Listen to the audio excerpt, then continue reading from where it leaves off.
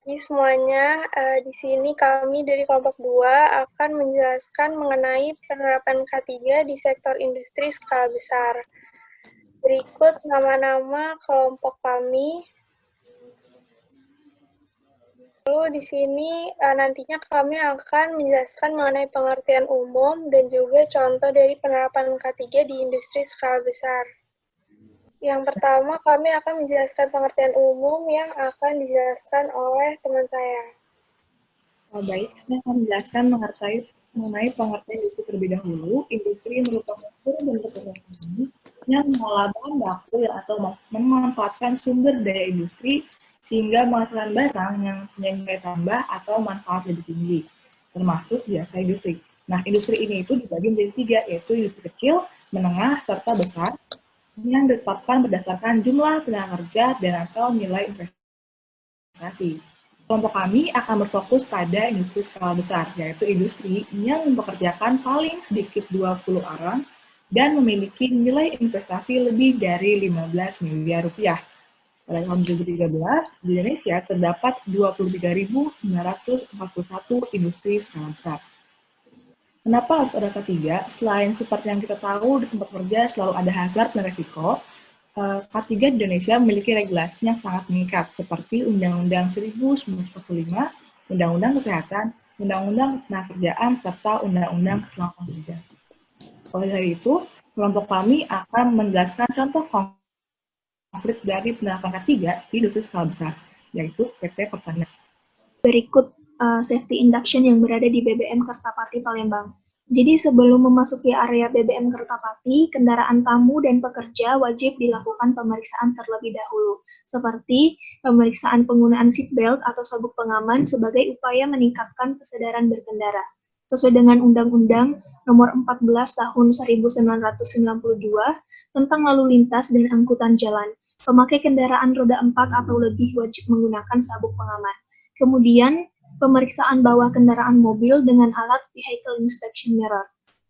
Alat ini sangat penting digunakan sebab banyak kasus bom atau barang selundupan diletakkan di bawah atau kolong mobil. Lalu bagian dalam mobilnya pun juga wajib dilakukan pemeriksaan. Hal ini dilakukan untuk memastikan tidak adanya benda-benda yang dapat menimbulkan bahaya, misalnya membawa bahan peledak dan juga bahan-bahan yang mudah terbakar. Pada gambar sebelah kanan dapat kita lihat bahwa pekerja diwajibkan untuk menggunakan safety coverall dan juga safety shoes sebagai alat pelindung diri.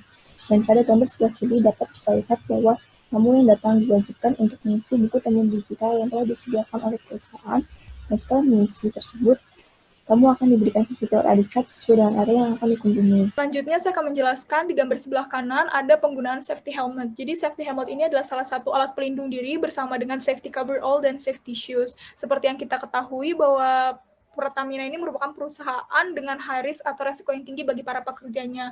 Maka penggunaan alat pelindung diri yang maksimal adalah salah satu hal yang penting.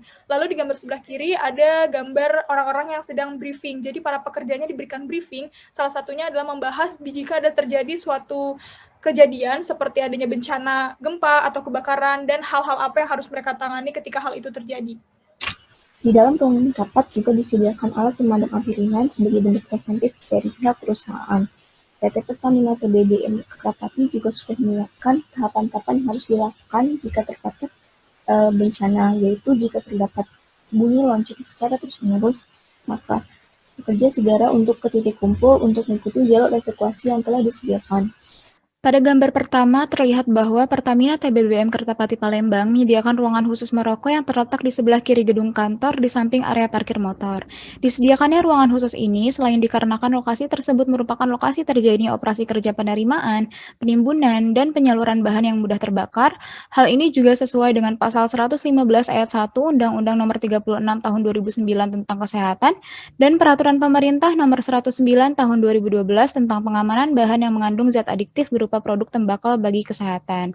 Kemudian gambar kedua dan ketiga ini diperlihatkan jalur evakuasi gawat darurat Pertamina TBBM Kertapati Palembang.